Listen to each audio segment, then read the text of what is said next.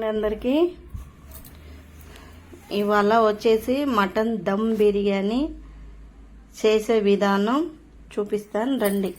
ఇప్పుడు ముందుగా వచ్చేసి బాస్మతి రైస్ అయితే తీసుకున్నాను, ఒక 2 గ్లాసులు అయితే తీసుకున్నాను. అది మటన్ వచ్చేసి ఒక 1/2 kg. ఒక 4 ఉల్లిపాయలు తీసుకోవాలి.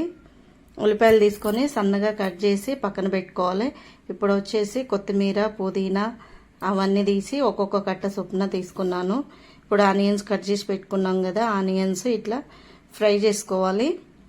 ఫ్రై చేసుకొని ఇప్పుడు బిర్యానీ మసాలాలు, ఇవన్నీ బిర్యానీ మసాలాలు బిర్యానీకి సరిపడా వేసుకోవాలి. ఇలా ఇవన్నీ మనం ఏంటంటే 1/2 kg మటన్ తీసుకున్నాం కదా, 1/2 kg మటన్కి 1/2 kg బియ్యం తీసుకోవాలి. తీసుకొని ఇవన్నీ కలిపేసుకొని అన్నీ మిక్సీ చేసుకొని ఒక దగ్గర పెట్టేసుకోవాలి. ఇప్పుడు వచ్చేసి మనం ఒక 5-6 పచ్చిమిరపకాయలు ఇట్లా తుంపి వేసేసుకోవాలి, మిక్సీలో వేసుకోవాలి. కొంచెం కొత్తిమీర, పుదీనా వేసి మిక్సీ పట్టేసి పక్కన పెట్టుకోవాలి. ఇప్పుడు ఆనియన్స్ రెడీ అయిపోయినాయి కదా, మనకు వేయించుకున్న ఆనియన్స్ అయితే రెడీ అయిపోయినాయి. ఇప్పుడు కలిపే విధానం చూద్దాము. 1 స్పూను పసుపు, 2 స్పూన్ల అల్లం వెల్లుల్లి పేస్టు వేసుకోవాలి. ఒక 3 స్పూన్ల కారం వేసుకోవాలి. 3 స్పూన్ల కారం వేసేసుకొని ఇప్పుడు టేస్ట్కు తగ్గట్టు ఉప్పు అయితే వేసుకోవాలి. చూడండి, ఉప్పు అయితే ఇలా వేసేసుకోవాలి. ఉప్పు ఇలా వేసేసుకొని ఇదంతా ఇప్పుడు మిక్స్ చేసుకోవాలి. కలిపేసి ఒక అరగంట కానీ గంట అయితే పక్కన పెట్టుకుంటే బిర్యానీ బాగా టేస్ట్గా వస్తుంది. ఇప్పుడు అన్ని బిర్యానీ మసాలాలు ఉన్నాయి కదా, బిర్యానీ మసాలాలు అయితే వేసేసుకోవాలి. ఇందులో అయితే ఒక నిమ్మకాయ తీసుకున్నానండి నేను. ఒక నిమ్మకాయ అయితే వేసేసినాను. ఆ నిమ్మకాయ జ్యూస్ అయితే పిండి వేసేసుకున్నాను. అదైతే వీడియో మిస్ అయింది నాకు, మీరైతే చూసి వేసుకోండి. ఎందుకంటే ముందుగా పట్టిన పేస్ట్ ఉంది కదా, కొత్తిమీర పుదీనా పేస్ట్ అంతా కూడా ఇందులో కలిపేసుకోవాలి. మటన్కు మొత్తం పట్టించేలాగా కలిపేసుకొని ఇప్పుడు ఆనియన్ ఫ్రై చేసుకున్న ఆనియన్స్ ఉన్నాయి కదా, అవి వేసేసుకోవాలి. 1 స్పూను నెయ్యి కూడా వేసేసుకోవాలి. వేసేసుకొని అవి కూడా కలిపేసుకొని ఇప్పుడు 1/2 కప్పు పెరుగు వేసుకోవాలి.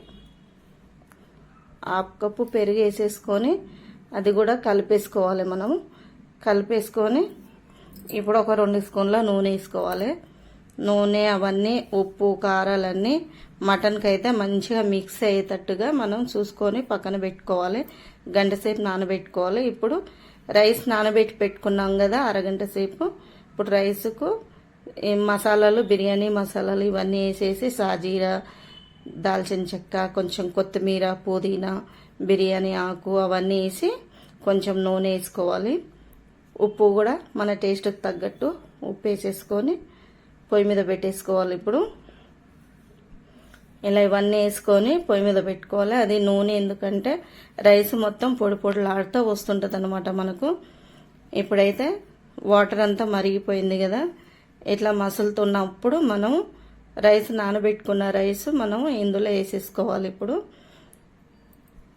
వేసేసుకొని రైస్ అంతా మొత్తం కూడా వేసేసుకొని ఒకసారి అయితే మనం కలిపేసుకోవాలి. రైస్ అంతా వేసేసాం కదా, కలిపేసుకోవాలి. అది ఉడికిన తర్వాత మనకు రైస్ మొత్తం 70% అయితే ఉడకాలండి. మొత్తం మెత్తగా ఉడికియొద్దు, ఎందుకంటే మళ్ళీ బిర్యానీలో మనము ఉడికించుకునేది ఉంటుంది కాబట్టి మెత్తగా అయిపోతుంది రైసు. 70% మాత్రం ఉడికితే సరిపోతుంది మనకు. ఇదిగో ముందుగా నానబెట్టి పెట్టుకున్నది మటన్ అండి. ఎందుకంటే ఒక్క బాయిల్ అయితే చేశాను నేను మటను, ముందుగా అయితే నానబెట్టి పెట్టుకున్నాను. ఇప్పుడు రైస్ ఇప్పుడు మనం 2 లేయర్లుగా అయితే వేసేసుకుందాము. దమ్ము కదా, మంచిగా వేసుకోవాలన్నమాట మనము అన్నీ. అదే ఇలా ఉడికిపోతే సరిపోతుందండి మనకు. ఇప్పుడు ఆనియన్స్ వేసుకోవాలి. మిగిలిచ్చినాం కదా కొన్ని ఆనియన్స్ అయితే వేసేసుకోవాలి. వేసుకొని దీని మీద కొత్తిమీర, పుదీనా అన్నీ కూడా వేసుకోవాలండి. ఇప్పుడు కొత్తిమీర వేసేసాం కదా, ఇప్పుడు పుదీనా వేసుకోవాలి. పుదీనా కొత్తిమీర అన్నీ పైన ఇట్లా వేసేసుకొని మనం అది ఇట్లా వేసుకోవాలి. వేసుకున్నాక ఇంకొక లేయర్ కూడా మనం రైస్ వేసేసుకుందాం దీనిపైన. ఇదిగోండి ఇంకొక లేయర్ కూడా అయిపోయింది కదా. ఇదంతా మనం సర్దేసుకోవాలి మంచిగా, అటు ఇటు కదలకుండా. మనం దమ్ వేసేటప్పుడు కూడా అన్నీ సెట్ చేసుకొని అన్నీ వేసేసుకోవాలి. ఇలా వేసుకోవాలి. ఇలా వేసుకున్నాక ఇప్పుడు కూడా సేమ్ ప్రాసెస్. ఉల్లిపాయలు మొత్తం వేసేసుకోవాలి. ఇంకా ఆనియన్స్ అయితే మొత్తం వేసేసుకోవాలి.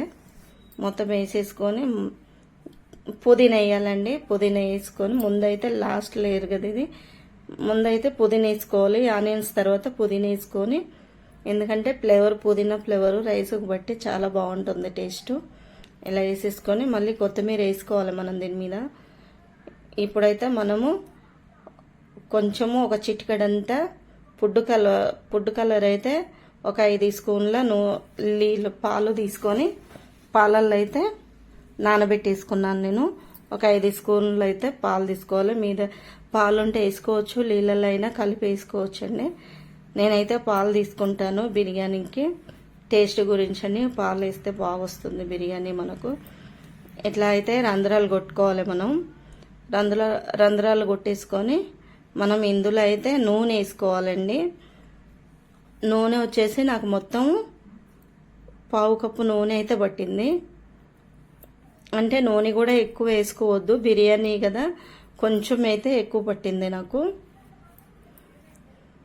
బిర్యానీకి.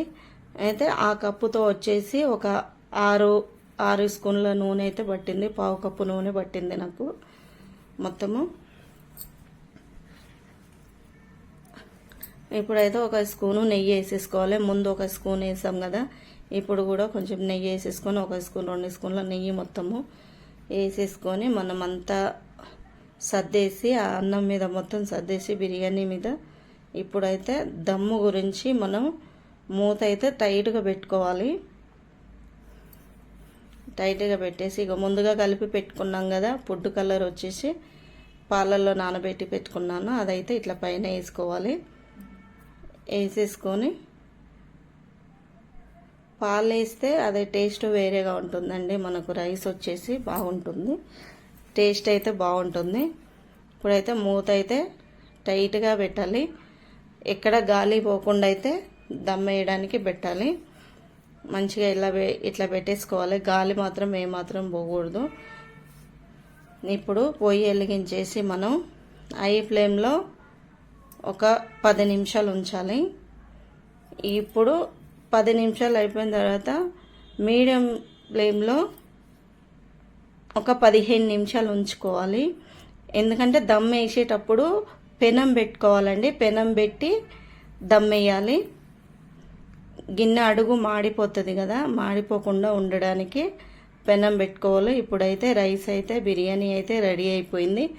చూడండి లోపల వాటర్ ఉందా లేదా అని నేనైతే చెక్ చేస్తున్నాను. లేదు, మొత్తము రెడీ అయిపోయింది. మంచిగా కుక్ అయితే అయిపోయింది. బిర్యానీ అయితే రెడీ అయింది. చూడండి ఇట్లా అయిపోవాలి. ఇప్పుడు అయిపోయింది కదా, ఆపేసి దింపేసేసుకుందాము.